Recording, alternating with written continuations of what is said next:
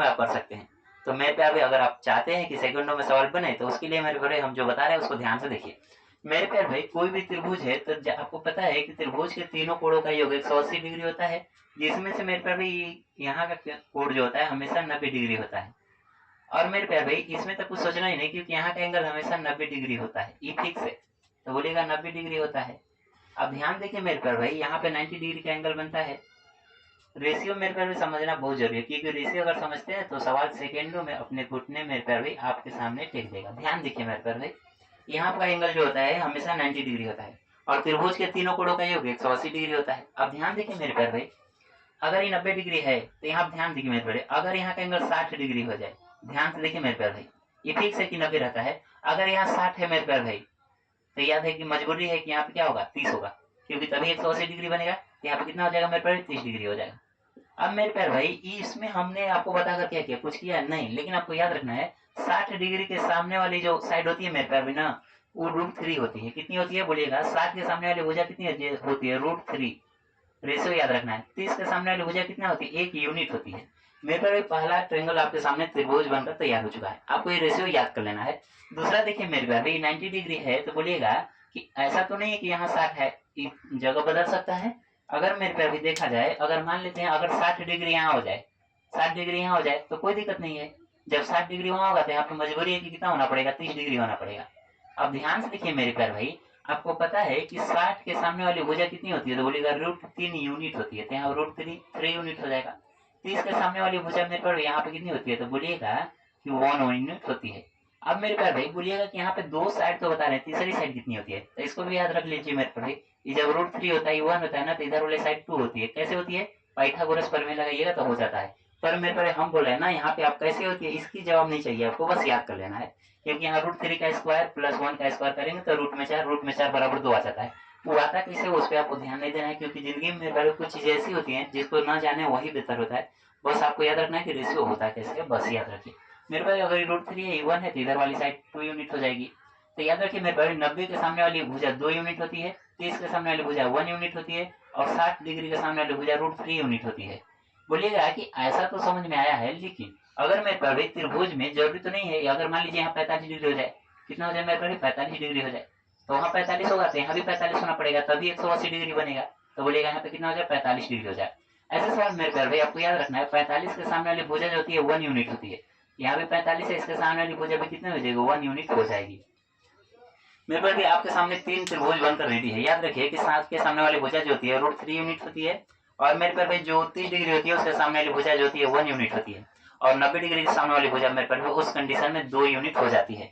तब मेरे प्यारे भाई अगर ध्यान देखिए यहाँ पे, अब जब 45 डिग्री का एंगल बनता है तो बोलिएगा 45 के सामने 1 यूनिट है, इस 45 के सामने 1 यूनिट है, उस समय मेरे प्यारे 90 के सामने वाली जो भुजा होती है √2 यूनिट हो जाती है।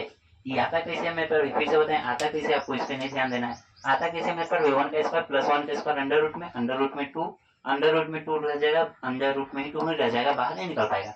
तो मेरे पर आपके सामने 3 मैजिकल त्रिभुज हम बना दिए।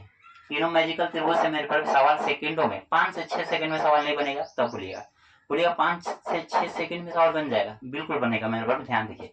अब बोलिएगा कि नीचे जो है 3 बड़ा मतलब ऐसे ट्रायंगल है जिसमें डबल डबल आकृति है, इसको कैसे करेंगे, इसके लिए भी कुछ घबराना नहीं है मेरे प्यारे भाई। ध्यान से देखिए मेरे प्यारे भाई, जैसे हम कहना चाहते हैं मेरे प्यारे भाई, मान लीजिए यहाँ पे का एंगल अगर मान लेते हैं मेरे प्यारे हो जाए 60 डिग्री हो जाए, कितना हो जाए 60 डिग्री हो जाए, तो मेरे प्यारे यहाँ 60 है हो जाए, यहाँ 45 डिग्री हो जाए, आपको याद रखना, ध्यान से लिखिए।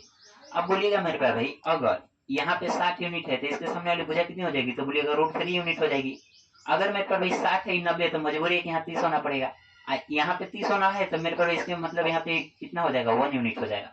ध्यान से देखिए मेरे प्यारे ऊपर वाला ही ट्रायंगल लगेगा, 60 यूनिट के सामने वाली भुजा √3 होगी, 30 डिग्री के सामने वाली भुजा 1 यूनिट होगी। ऐसे सवाल मेरे प्यारे भाई याद रखना कि यहाँ का जो डिस्टेंस होता है ये मेरे प्यारे भाई हो जाता है √3 - 1, यहाँ का जो डिस्टेंस होता है √3 - 1 हो जाता है, आपको ये याद रख लेना है मेरे प्यारे भाई। अब बोलिएगा कि इसमें क्या होता है, इसमें भी हो सकता है मेरे भाई, ध्यान देखिए। बोलिएगा कि मेरे प्यारे भाई अगर मान लेते हैं यहाँ पे 45 डिग्री का एंगल बन जाए और मेरे प्यारे यहाँ पे 30 डिग्री का एंगल बन जाए, ध्यान से देखिए मेरे प्यारे भाई। अगर यहाँ 45 है मेरे प्यारे भाई तो इस यहाँ पे भी 45 होना पड़ेगा, मजबूरी है, तभी 180 डिग्री बनेगा। 45 के सामने वाली मेरे प्यारे भुजा होती है 1 यूनिट होती है, बोलिएगा इस 45 से सामने वाली भुजा कितनी होती है, 1 यूनिट होती है। सेम कंडीशन मेरे पर यहाँ से लेकर यहाँ तक की डिस्टेंस की अगर बात किया जाए, ये मेरे पर हो जाता है √3 - 1 यूनिट। तब मेरे पास ध्यान से देखिए, यहाँ पे भी √3 - 1 यूनिट है, यहाँ पे भी √3 - 1 यूनिट है, तो उससे आपको मेरे पर भी घबराने की जरूरत नहीं है। तो मेरे पर भी अभी तक 5 ट्रायंगल हमने आपको सामने बना दिया है बहुत ही आसानी से। छठवां कंडीशन में मेरे पर भी ध्यान देखिए, अगर मेरे पर भी मान लेते हैं यहाँ पे 60 डिग्री हो जाए, ठीक, और यहाँ पे मेरे पर भी 30 डिग्री हो जाए, ऐसा हो जाए। ध्यान देखिए मेरे पर भी, अगर यहाँ 60 है तो मजबूरी है कि यहाँ 30 होना पड़ेगा, तभी 180 डिग्री संभव है मेरे पर भी। 60 के सामने वाली भुजा मेरे पर भी बोलिएगा √3 यूनिट होती है, तो यहाँ पे मेरे पर भी कितनी हो जाएगी, √3 यूनिट हो जाएगी। 30 डिग्री के सामने वाली भुजा मेरे पर भी कितनी होती है, 1 होती है। और ऐसे कंडीशन में मेरे पर भी याद रखना है कि यहाँ से यहाँ तक का जो डिस्टेंस होता है, ये बोलिएगा कि 2 यूनिट हो जाता है। ध्यान से देख लीजिए मेरे पर, दोबारा देख लीजिए, एक बार दोबारा समझा देते हैं। आपको करना क्या है मेरे पर भाई, अगर यहाँ पे 6 मैजिकल ट्रायंगल है, अगर 6 त्रिभुज जानते हैं तो आप आसानी से कर सकते हैं मेरे पर भाई। इसको ध्यान दीजिए, जैसे मेरे पर भाई 60 डिग्री के सामने वाली भुजा जो होती है √3 यूनिट होती है, 30 डिग्री के सामने वाली भुजा 1 होती है। तो इसमें मेरे पर भी एक कोण हमेशा 90 डिग्री फिक्स है।